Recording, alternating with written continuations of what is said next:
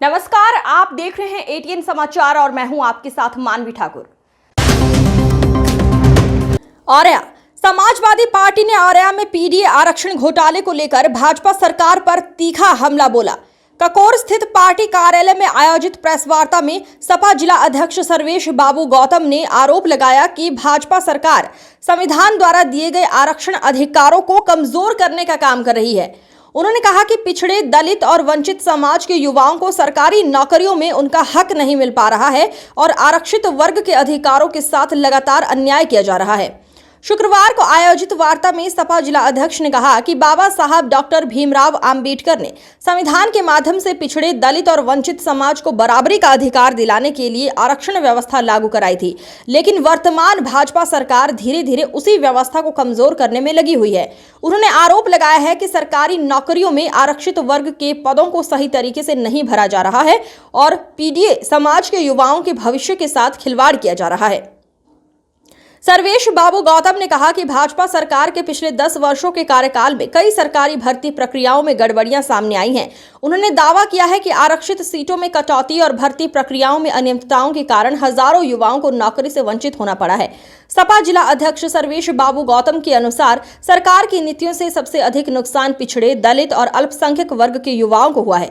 वार्ता में मुख्य रूप से दिव्यापुर विधायक प्रदीप यादव, बिधुना विधायक रेखा वर्मा, पूर्व विधायक प्रमोद गुप्ता, रश्मि यादव, अनवर यादव, रानू पालीवाल और राजकुमार दोहरे सहित बड़ी संख्या में सपा कार्यकर्ता मौजूद रहे।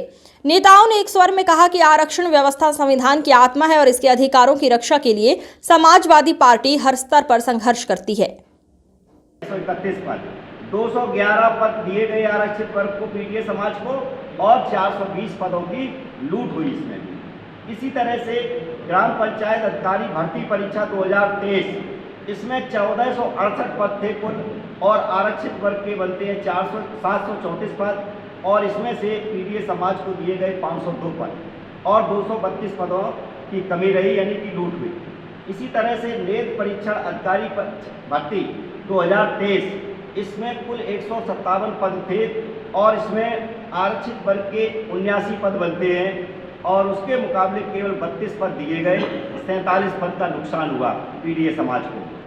इसी तरह से यूपीएसएससी कनिष्ठ सहायक, कनिष्ठ लिपिक एवं सहायक स्तर 3rd भर्ती 2023, इसमें कुल 3831 पद थे और इसमें आरक्षित वर्ग के पद बनते हैं 1916।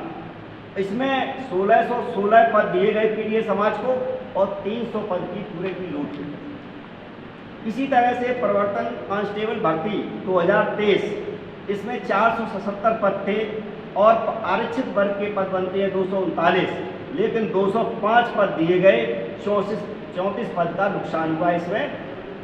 इसी तरह से लखीमपुर कोऑपरेटिव बैंक भर्ती 2024, इसमें कुल 27 पद थे तो आरक्षित वर्ग के 14 पद बनते थे। उसमें नियुक्ति केवल पीडीए समाज को दी गई 6 पदों पर और वहाँ पर 15 स्वजाति नियुक्तियाँ हुई। कुल मिला के इन पदों में जो लूट हुई वो 8 पद की लूट हुई पीडीए समाज की। इसी तरह से यूपीएसएससी आशुलिपिक भर्ती 2024 परीक्षा, इसमें 661 पद थे, 331 पद आरक्षित वर्ग के बनते थे, पीडीए समाज के बनते थे। उसमें से 294 पद दिए गए और 37 पद का इसमें नुकसान हुआ।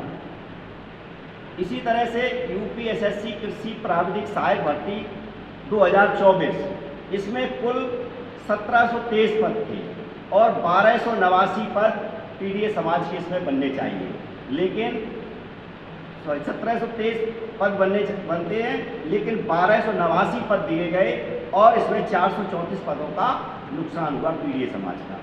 इसी तरह से लेखपाल भर्ती परीक्षा में 7994 कुल पद थे, इसमें पीडीए समाज के पद बनते हैं 3997 और उसमें पद दिए गए 3037 पीडीए समाज को, इसमें भी 960 पदों का नुकसान हुआ।